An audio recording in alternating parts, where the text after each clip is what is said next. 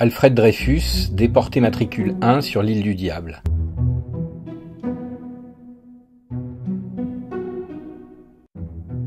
Le 22 décembre 1894, à l'issue d'un procès tenu à huis clos, le capitaine Alfred Dreyfus est déclaré coupable d'espionnage au profit de l'Allemagne et condamné à la dégradation militaire et à la déportation à vie dans une enceinte fortifiée.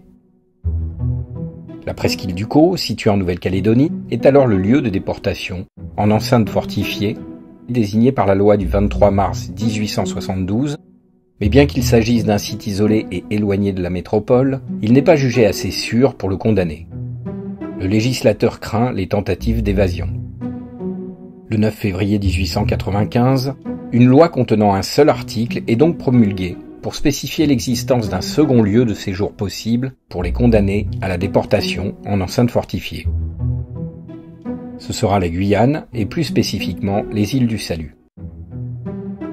Alfred Dreyfus y deviendra le déporté matricule 1.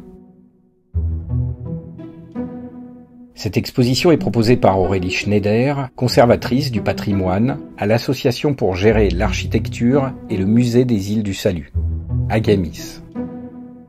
Articulée autour de 9 chapitres, elle présente divers documents, iconographies, dessins, plans, témoignages de contemporains, articles de presse et de nombreux écrits de Dreyfus qui éclairent sur sa captivité aux îles du Salut. C'est une lutte incessante pour pouvoir résister à cet isolement profond, à ce silence perpétuel, sous un climat qui abat toute énergie, n'ayant rien à faire, rien à lire, en tête-à-tête avec mes tristes et décevantes pensées. Source d'études, vers la Guyane, arrivée aux îles du Salut, transfert sur l'île du Diable, une captivité en 2 temps et en 2 lieux, Dreyfus et la presse, captivité rapportée et captivité fantasmée, les caricatures, la fin d'un calvaire, Dreyfus quitte le diable, l'empreinte Alfred Dreyfus.